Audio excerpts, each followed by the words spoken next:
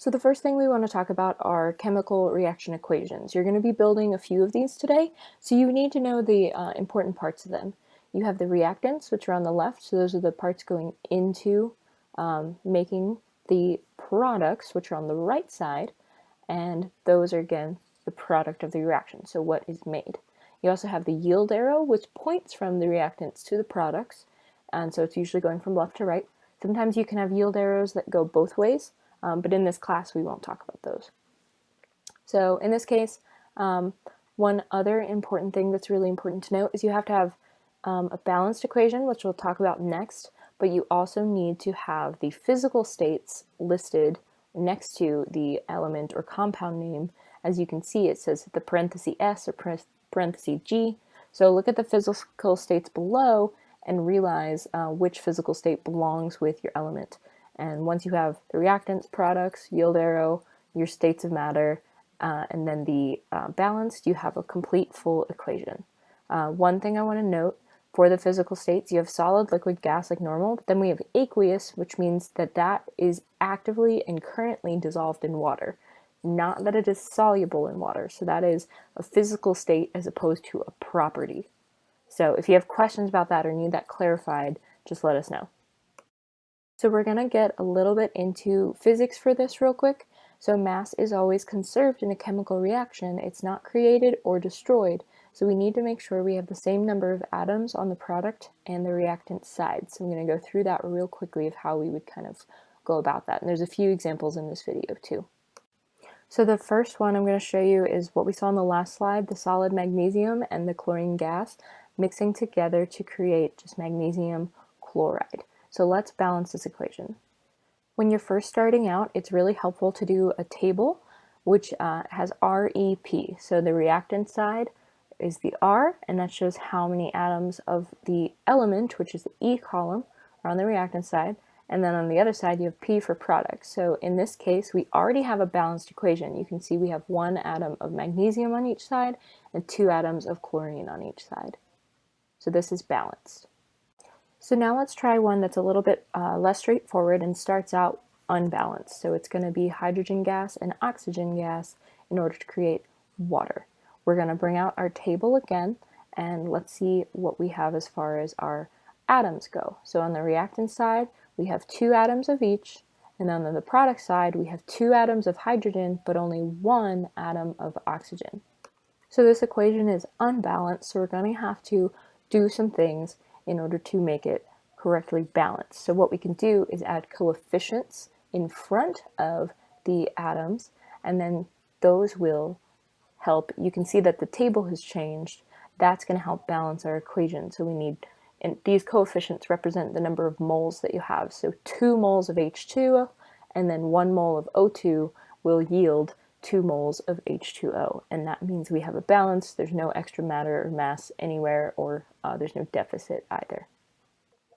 So we have some generic types of chemical equations that you're going to want to be aware of, and these are just basic structures that you're going to see.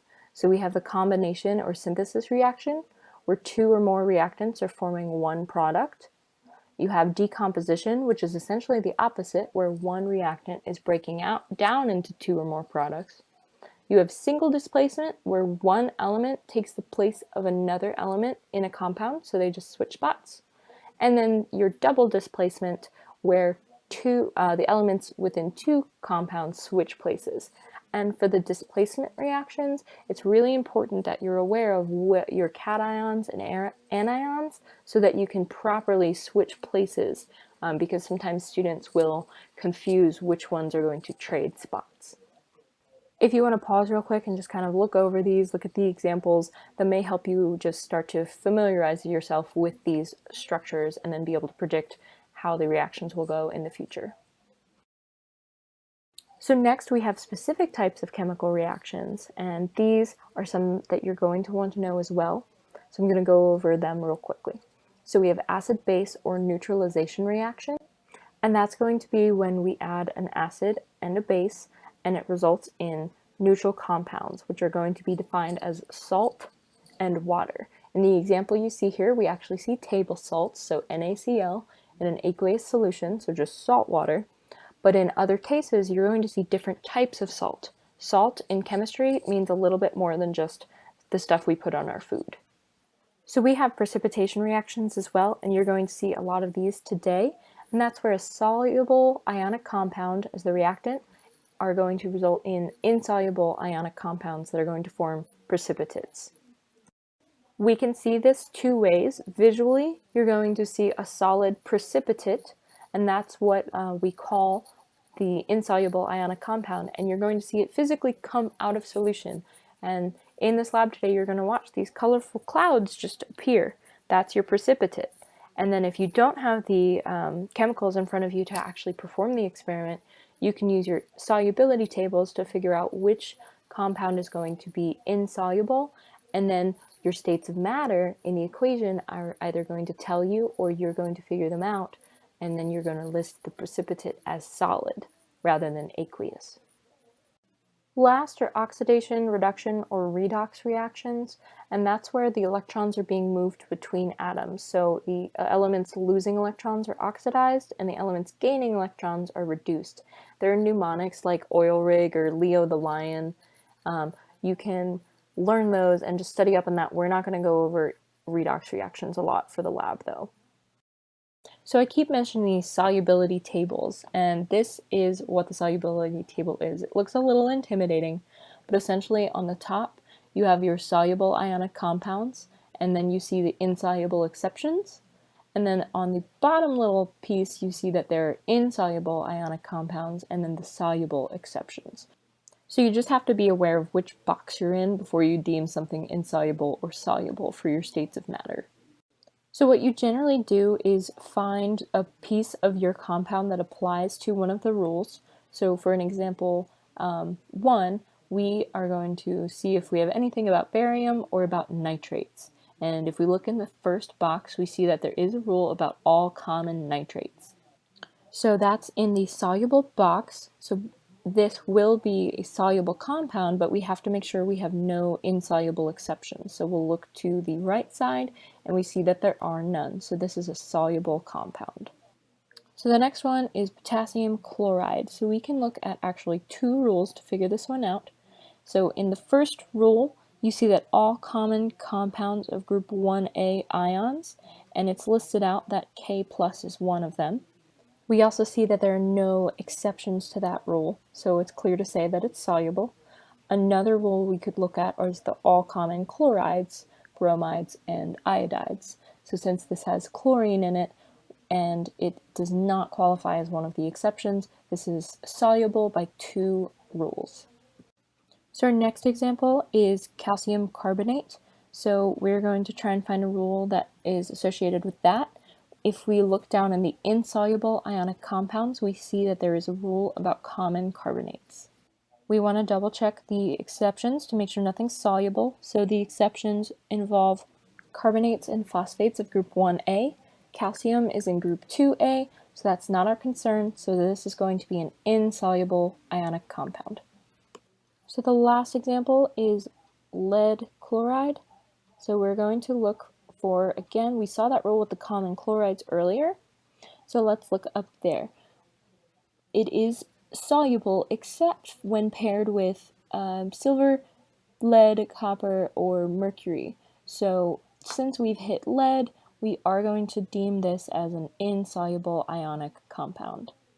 The trick with getting these solubility rules is you want to have this chart with you, which you'll have access to, and you also want to have a periodic table around so that you can source and just really revisit those things if you need to reference them and make sure you're getting everything correct.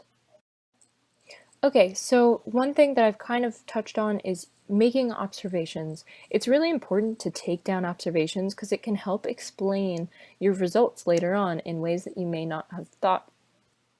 So, we traditionally, you take the mass, volume, and concentration of things if we can. We'll record temperature, but in a more visual sense, it's good to identify the color, the physical state, how it looks, how it smells, is it translucent? A bunch of those different things play into analyzing your results later on. The more detailed you are, the better. So take a second just to describe these 3. We have 2 reactants and then their product. just use some visual descriptors in practice. Now that you've had a second to think, compare what you said to what's on the screen here. The biggest one that I want to go through is the difference between colorless and clear. So clear is that it's see-through like the water. Colorless is the water's lack of color, whereas the KMNO4 is a clear solution. You can see through it, but it's purple in color. In addition to observing what your reactants look like, you also want to make observations during the experiment and when the products are created. So you can have actual physical, visual proof that a reaction has occurred. Take, for example, when you've combined baking soda and vinegar. There are different smells, you hear the fizzing, the creation of gas, all these different things.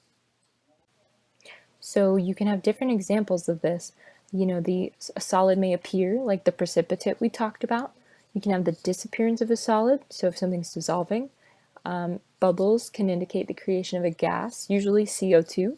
You can have the release of heat or the absorption of heat if it feels hot or cold, and even light being emitted. That's the explosion or chemoluminescence. Those are all indications that a reaction is happening. So for your procedure for the thing today, you're going to see me do some experiments, and sorry this video is a little long, but we just wanted to give you enough time to see everything and go through it all. But the goal is you're going to, if a reaction happens, you're going to balance an equation around it. So part A is a demonstration that I'm going to do, and I'm going to help you balance that equation. Part B, we're observing chemical reactions, and you are going to see which ones take place visually, and you are going to write the equations for that. There should be about 3 to 4 of those equations in part B that you need to write. Don't forget making observations in all of these parts is important as well. Now in part C, you're going to see us combining these different droplets here. We've done all the combinations possible, and you're going to see a lot of them react, but your job is to just write the equations of 4 of the ones that have reacted, so you don't need to do all of them. So in total, in your lab today, you're going to have to write about 8 or 9 equations balanced. So I'm having technical difficulties recording, and I'm trying to get it all, but that's why some of the slides lacked audio. Alright, so we're going to start first with part A, our demonstration here. We're going to combine aluminum foil and copper chloride here. So before I even combine these things, we're going to see if they react, but you guys are going to record what everything looks like before the reaction happens. So you've worked with aluminum foil before. You can note color, shine, how it feels, things like that. And then our copper chloride here, just make some notes about its color, its transparency, different things like that, state of liquid. Again, this is the copper chloride, this is the aluminum foil, and this is actually diluted, so it's half water, half copper chloride. We have about 150 milliliters of this solution here that we're going to use. And we want to record the initial temperature before we start. This reaction happens really quickly, so temperature is a big component of that. So we'll let that settle, but it's sitting around 21.6 degrees Celsius. We're not doing any calculations with it, so just general temperature is okay to record right now. And then I'm gonna go ahead and put our aluminum foil in here, and I'm gonna have the thermometer follow very quickly after. You can kind of use it to push this down. And if you were here, you could hear it start fizzing. You could hear a fizzing sound. You can see these white bubbles being produced here, and if you look closely, you can see the aluminum foil is changing color here. So you're going to want to make sure you're recording these observations as you go in that during reaction setting. And also, if we pop up here to the thermometer, we can see the temperature is rising, and that's going to continue to happen. But we can pop back down and just observe this reaction here. If I touch the glassware gently, I can even feel that heat is being produced. So just observe all of these different things going on, and You can even see the metal from the thermometer is changing, which we'll make sure to clean off.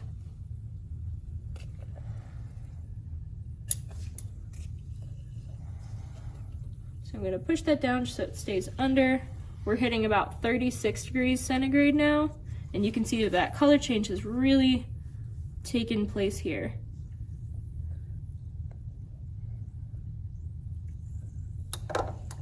And now what we're going to do is we're going to leave it on a time lapse so you guys can watch this, and we'll show you the end of the experiment once we get there. Alright, so now that you guys have seen the whole reaction go through, we can look at what our combination here looks like now. So note how everything has changed. We're still at a similar water level, so we haven't gained any new matter or anything like that. But if you notice, this aluminum foil doesn't really look like aluminum foil anymore. It's really flaky. You can still see the aluminum parts where it wasn't really affected at first. And since our reaction has come to completion, for the most part, it's going to not really react with this part anymore. Just so you guys can see, remember we started with this solution and now look what our liquid looks like. So make sure we get that note. And we peaked at about a temperature of a little over 50 degrees centigrade. It's still pretty warm, but it has dropped since we're kind of nearing the end of the experiment. Also note that you have the condensation here as well as those bubbles that were coming off of our solid. And like I said earlier, what do you think happened to our thermometer? Why does it look like this now? You know, you can wipe it off, but what is this substance here? Okay, so now that we have seen part A and that demonstration, let's go over the balanced equation required for part A. Make sure you've also made those physical observations of what happened, because that's going to help you in what we're going to do. And this is also going to show you what we expect to see for the other balanced equations that we're asking you to write out for parts B and C. You're going to be doing at least 8 balanced equations for your lab report today, but you have no actual calculation section. So it's a little different this week. Okay, so we combined aluminum and copper chloride, and you saw what happened. There was definitely a chemical reaction, so now we're going to lay that out and balance it. So we combined aluminum plus copper chloride, and we know that it was CuCl2. So make sure you can follow along, but make sure you're leaving adequate space in between everything, the plus signs, the compounds, everything. You want some spacing in between. And like I said, we saw this reaction actually happen, so we can have a proper yield sign going. And now we are going to make our reactants. Or sorry, our products. These are our reactants. So we have the cations from each compound, or each element here. You have to know that aluminum would be a cation, it's positively charged, and then because this is the compound here, the cation is in front, so our copper is our cation and chlorine is our anion here. These two will not combine in the single displacement reaction. They are just going to switch spots because they are both positively charged and they will not like being near each other. So we're going to have copper by itself plus aluminum chloride. And I'm not going to bring this subscript over because our compound here is going to balance differently than this one will. And let's talk about why that happens and how we're going to determine what subscript, if any, needs to go there. So the way that we knew, or just know in general, why there are 2 chlorine ions with this copper, and one way you can figure out is kind of reverse logic, is chlorine, one that I would advise you memorizing, is a -1 charge. We have 2 of them, so if this compound is neutral, what charge does one copper atom need to be in order for 2 negatively charged chlorine ions to cancel it out and make that neutral? It would have to be a +2, right? Because if we have 2 -1, that's going to add to be -2, and then we're going to have that cancel out. So this will equal 0. Now, aluminum, based on just general knowledge, you can search this on the internet or learn some tricks with the periodic table. This is a +3. And that's going to help us over here. Since copper is not paired with anything, we don't need to worry about its charge over here. But we do care that if aluminum is +3 and chlorine is -1, what do we need to do in order to make this compound neutral? Sorry if you can hear the sounds of my cat. She's a little chatty sometimes. Sorry for that interruption. But, so what we need to do is have 3 chlorine ions. Because -1 plus -1 plus -1 plus +3 equals 0. So that is now a neutral compound. So now all of our reactants and products within their own right are balanced. So now we need to balance the equation as a whole. And we can only do that once this happens. So the next thing I like to do is get our little table. And we do REP table, stands for reactants, the elements, and then products.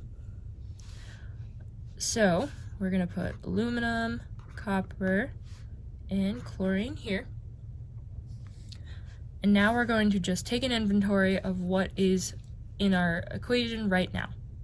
So we have 1 aluminum, 1 copper, 2 chlorines on the reactant side. And we have 1 aluminum, 1 copper, and 3 chlorines on the product side. So the next thing we want to do is start adding coefficients, which is the space I left here.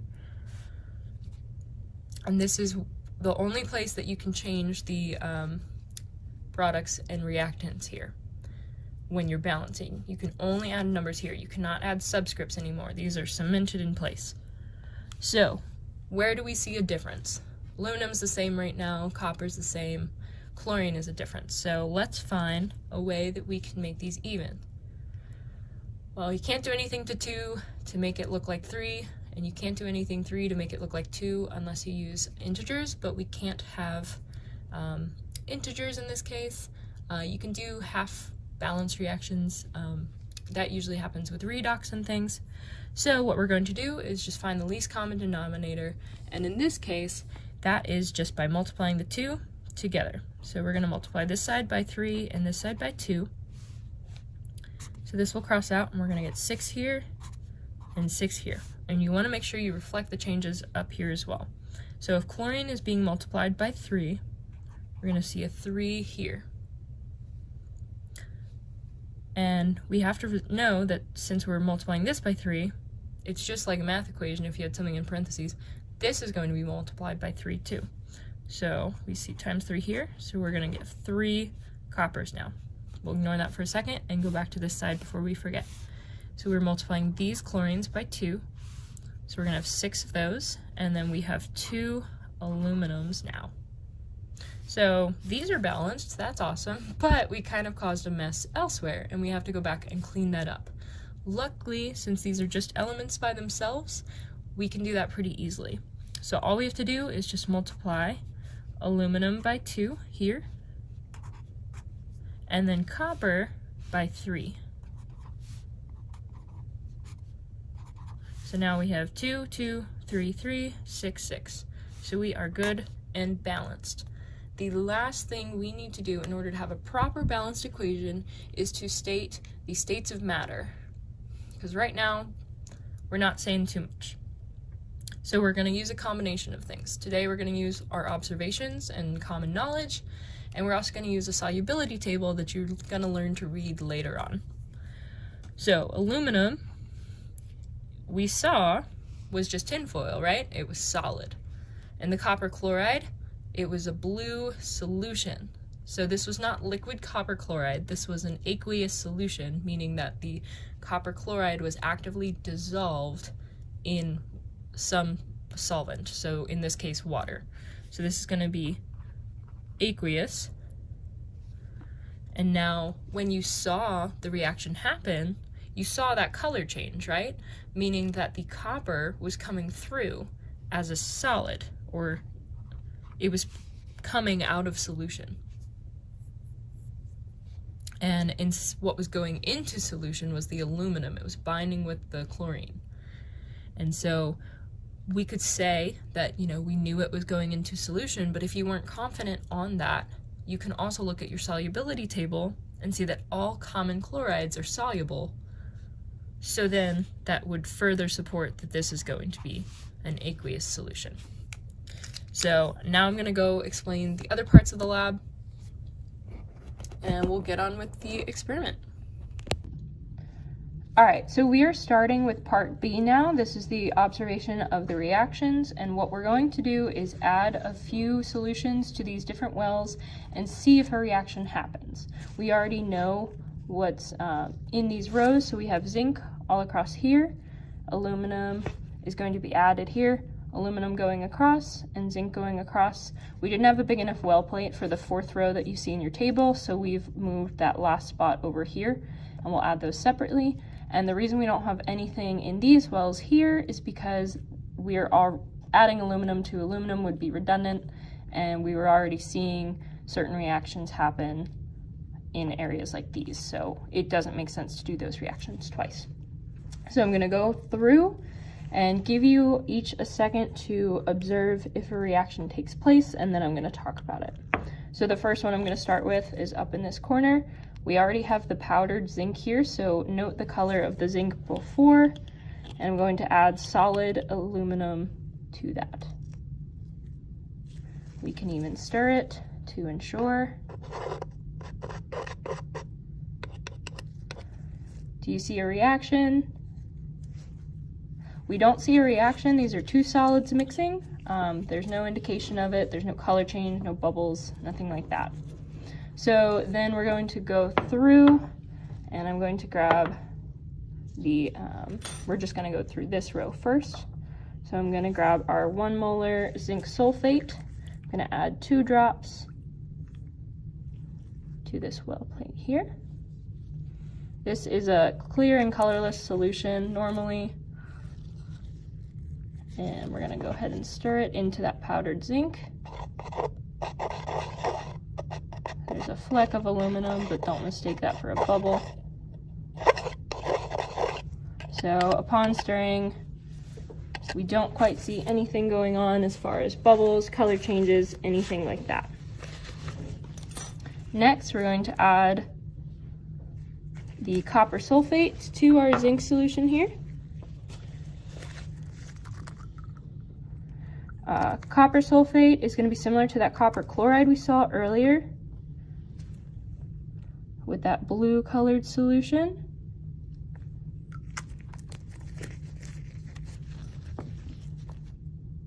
I'm going to go ahead and stir this into the zinc.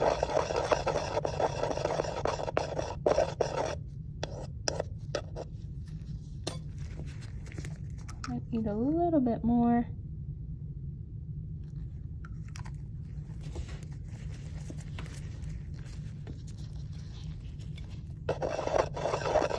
So it's kind of tricky to see, but if you look at this well compared to the previous well, remember the solution that went into this was blue, and now we don't see any of that blue color, and the shadows in this well are darker than the shadows in this well from the liquid. So what we're actually seeing, and it's tricky to see with the powdered zinc, but we do see a color change happening to that zinc.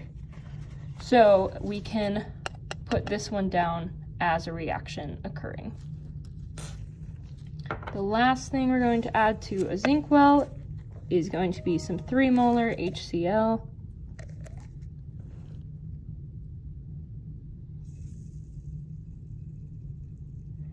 And you may not be able to hear that, but do you see anything that's indicative of a reaction?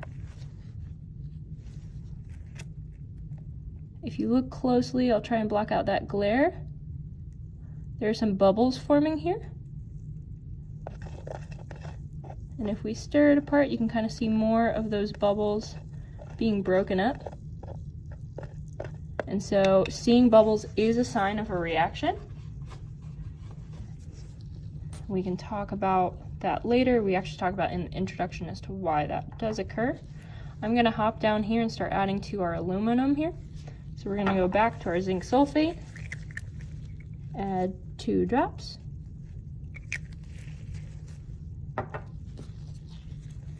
Go ahead and stir these up.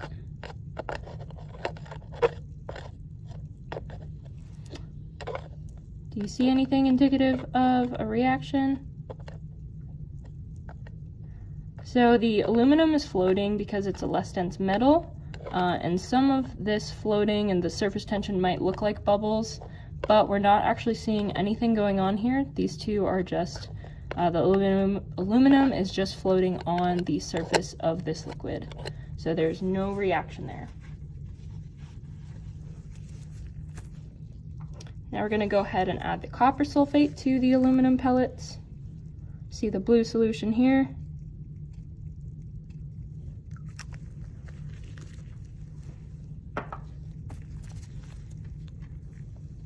Also note, I am cleaning the tip of this stir here in between each trial, so we're avoiding contamination here.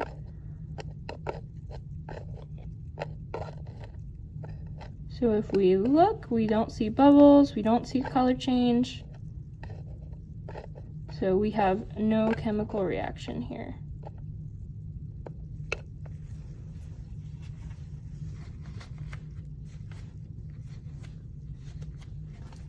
Okay, and then the last one, we're going to add some hydrochloric acid to our aluminum.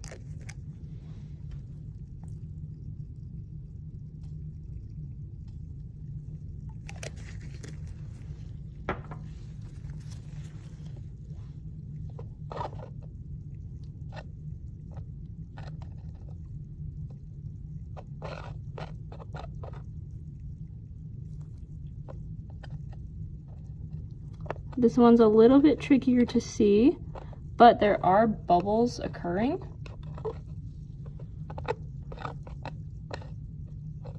Between the two.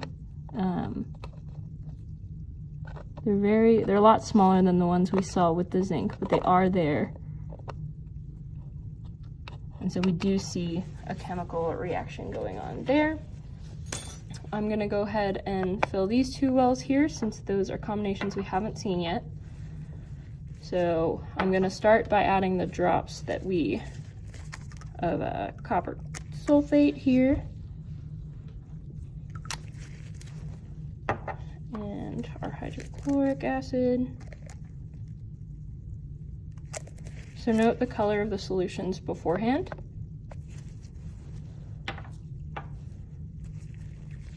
And then I'm going to go ahead and add a few drops of our zinc sulfate.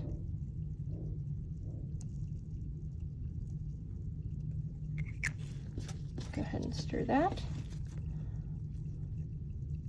Notice how there wasn't any crazy color change, no bubbles or anything. Part of the trickiness of this is seeing if the color changes because they are mixing or getting diluted, just how colors would, like paint, or if the color change is actually a result of the chemical reaction. But in this case, we see no reaction, and the light blue is just being diluted. Now adding a clear and colorless solution to another clear and colorless solution. Obviously, we don't see any color change. We don't see any precipitate forming, and there are no bubbles, so we're going to have no reaction there. And then our last one that we're going to go ahead and do is our copper sulfate and the HCl.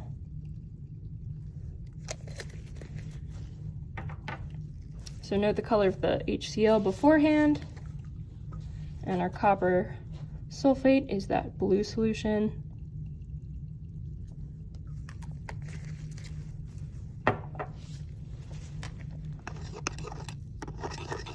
And we see a similar thing here. There's some residual powder from the zinc, so that's not going to be a precipitate that you're seeing.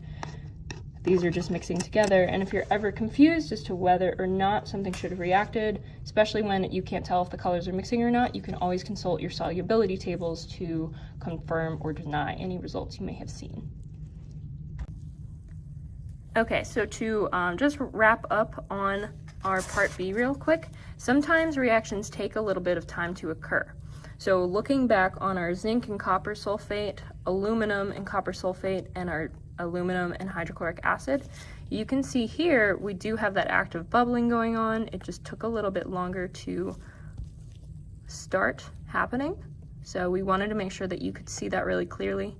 And then in this case, our aluminum, if we look closely down here, you can actually see some darker pieces. And this is similar to the aluminum foil reaction with the copper chloride we saw. You can see some slight color change on that metal in the bottom there. It's very tricky to see, but it is there minutely, so it's probably a very weak chemical reaction. And then over here, the thing I wanted to point out, it might be tricky to see if this is a chemical reaction or not. This kind of looks like just wet powder that got darker because it was wet, but remember the color of the solution. So if you look right off the side here, this just looks like some clear solution that we put in, right? But if you remember, this is what we put into the solution. So it was this color blue, and now it's this clear colorless solution after the reaction. Alrighty, so this is the start of part C of our lab. You're going to want to refer to the third table that we give you in order to keep up with this lab. It's a little bit harder to label the surrounding because I'm going to have to use this whole well plate and it'll look unorganized. So just because of the size of this. So note that this first row is going to be my copper chloride row, and I'm going to add the reactants. I'm going to tell you each one that I add as we go. So refer to your table and just listen to my words and make sure you are writing down any reactions that you see. If you see a reaction happening, then you are going to write out the chemical equation with the states of matter, which we'll show you an example of in a little bit. So I'm going to add 4 drops of each. So this is our copper chloride.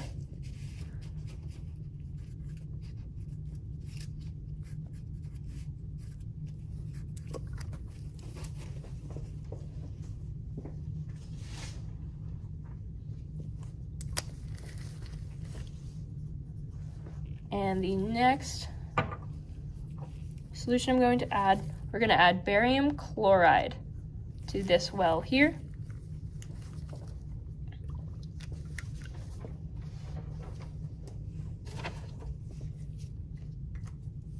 So make sure as I drop these, some of them happen quickly, some of them won't happen at all, but make sure either way you are writing your observations in the table.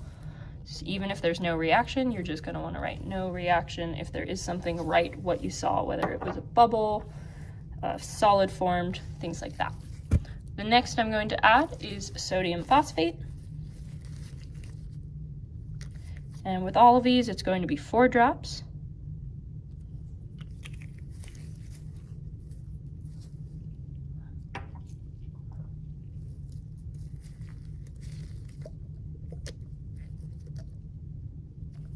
Silver nitrate, one of my favorite solutions. This will stain your skin if you get it on you, but does it react with the copper chloride is the question here.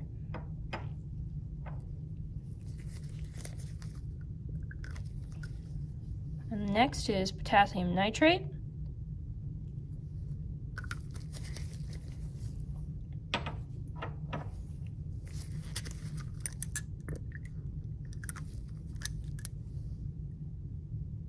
This is magnesium sulfate. Okay, so we have finished our first row. Make sure that you write down any and all observations you see. The more detailed, the better.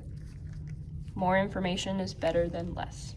So this next row I'm going to complete, I'm going to follow the structure of our table. So I'm going to use these 4 wells here, and we're going to do the barium chloride row.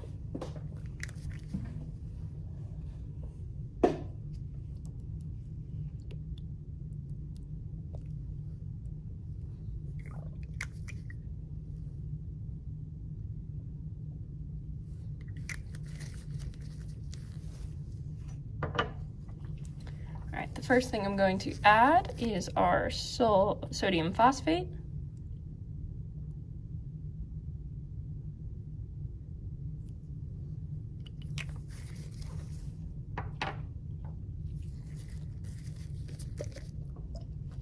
Next is our silver nitrate.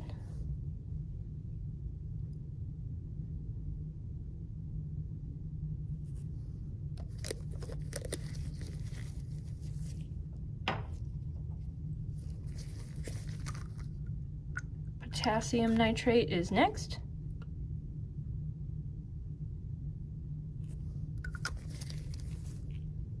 And then the last one for this row is going to be magnesium sulfate.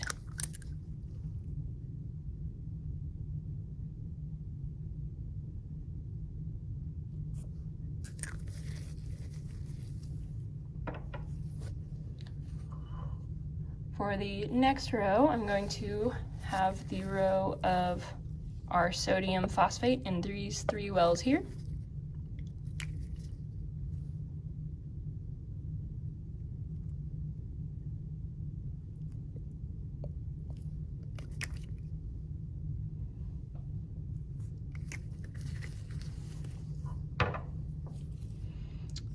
And the first thing I'm going to add is our silver nitrate.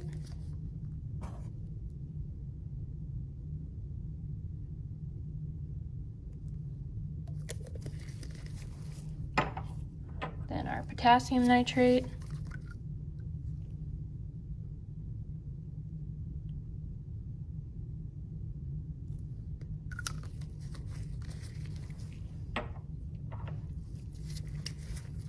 And lastly, our magnesium sulfate.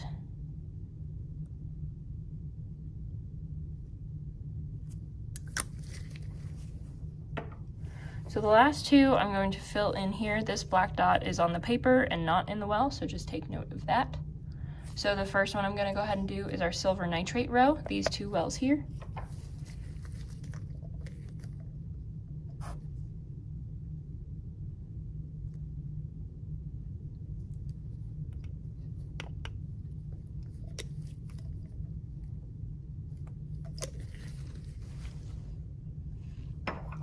To the silver nitrate, I'm going to add potassium nitrate in this well here.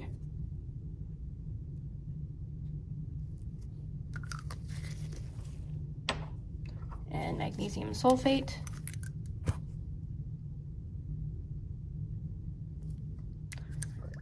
Alrighty, and then for the very last well plate, I'm going to mix together magnesium sulfate right here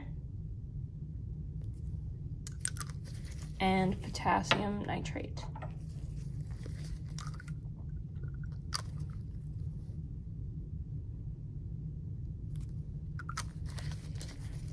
So make sure you've written observations for all of these, and then depending on which reactions you've seen, you only have to do a reaction for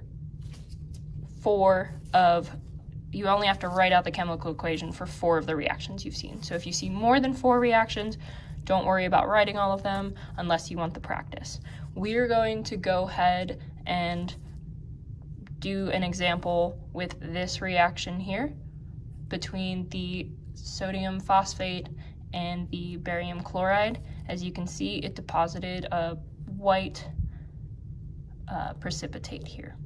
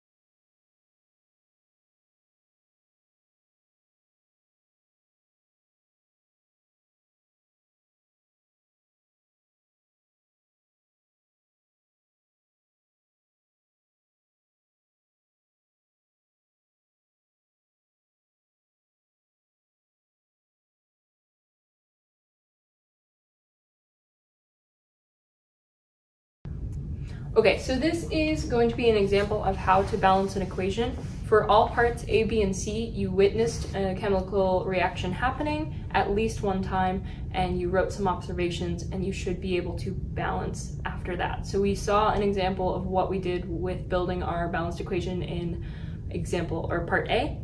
Now in part B, you're going to do the same, and you're going to choose 3 to 4 chemical reactions to balance. And then for part C, you're going to pick 4 that you've seen. There were more than 4 that actually went to the reaction, so you're only going to show us 4 unless you want more practice, which is totally fine. But we're only going to grade for 4. So we chose an example from part C, which was the barium chloride plus our Na3PO4. Now, while I'm going through this, remember that a balanced equation has a lot of components that you need to fit. So you have to have your reactants, your yield sign of your equation. You're going to have products eventually. You need to list out your states of matter, whether that be aqueous, liquid, gas, or solid. Remember, aqueous and liquid are different. And we need to have coefficients for when we're balancing. So as you go through and practice with me, make sure you're saving room for all these things, and I'm going to do the same. So we did see barium chloride and our sodium phosphate go to reaction. So now we're going to start getting our products. So I'm going to save room for the states of matter, but we're going to talk about those later. And I'm going to save room for the coefficients, but we're going to balance later.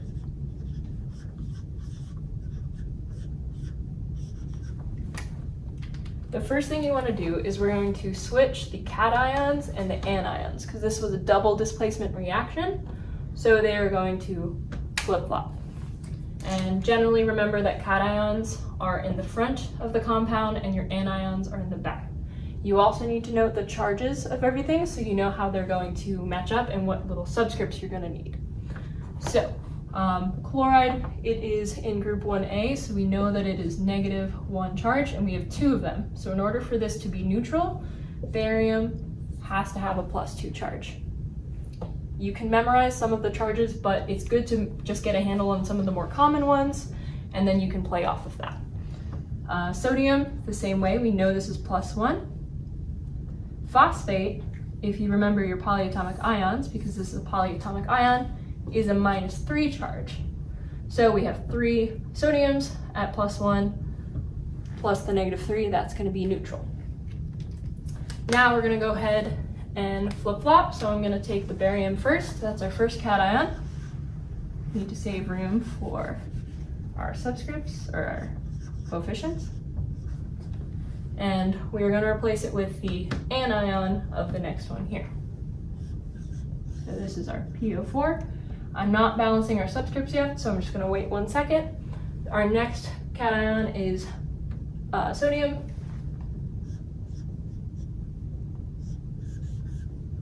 And the last one that we switch with is chloride. So note that I'm not stealing the subscripts that I had. I'm not bringing my 3 sodiums over. I'm just bringing the element itself, and then we will do kind of 2 balancings at this point. We're going to make sure that the compounds themselves are neutral, and then we're going to make sure the whole chemical equation is balanced. So we're going to start with the easy one here, NaCl, that's table salt. You've probably seen this compound and seen it written as such, but in case you weren't, we either know that this is -1, we know that this is +1 from over here. So these are neutral when combined, so we don't have to add any subscripts here. Our barium and phosphate, again, we can steal our knowledge prior, so we have a -3 charge for our phosphate and a +2 charge for our barium. If we add those together, that's going to be -1 charge, so we have to change something about this. And there are a couple different methods that you can use, and I'd probably talk about them in our introduction. So for ease right now, we're going to do the cross multiplication method here, which is where you just take the value of each and add it as the subscript. Since this is a polyatomic ion, we want 2 phosphate ions here. So I can't just write 2 next to it because that would mess with what we're saying about oxygen. So you need to add parentheses to show that we need 2 of PO4. So now we have all of the proper subscripts. We want to make sure that the equation itself is balanced. So we have the proper amount of everything across the board. So I always like to start with anything that's not oxygen or hydrogen, generally the uncommon things. So we're going to look at our sodiums. Are they balanced? No, they're not. We have 3 here and 1 here. So we need to multiply this by 3. Now that means we have 3 chlorides here and we have 2 chlorides here. I messed that up. No, I didn't.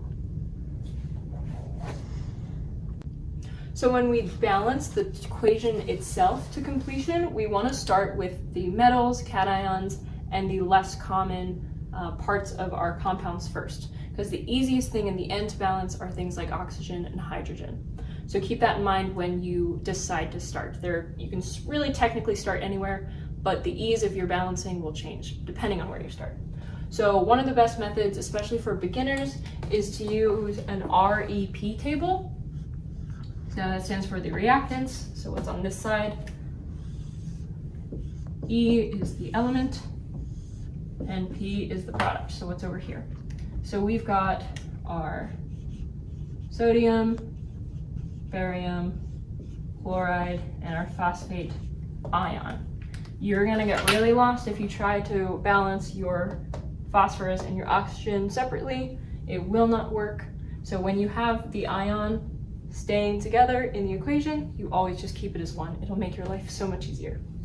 So we're gonna go ahead and I'm going to start with our sodium. So on the reactant side, we have 3, and on the product side, we have 1. So that means we need to multiply, and when we're doing these tables, we're only worrying about the coefficients in front. These subscripts are set in stone now, they don't change. So we're gonna multiply by 3 on this side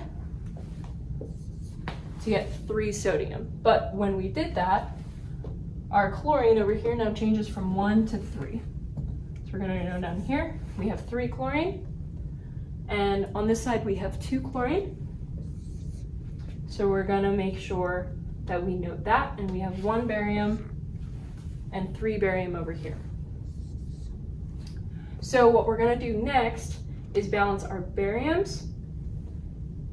So we're gonna multiply this by 3 over here, and that's going to change this to 3, so we're balanced as far as the bariums go, and it's going to change this to 6. So we're gonna need to go back and change our NaCl now that we have more chlorines. So we need to multiply by 2 to get 6.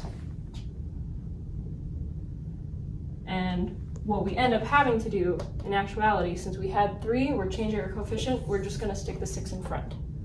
So now our sodium has 6, and this might look a little confusing because we're going back and changing values, but this is what you might find yourself in on a test sometimes, going back and forth. So I wanted to show you kind of the sloppier version, so you know if you have to go back and multiply twice, that's okay, as long as you get balanced in the end. So now we have 6 sodiums, we have 3 over here, so we can multiply by 2 to get our 6 here. The last thing we need to take account of is our phosphate.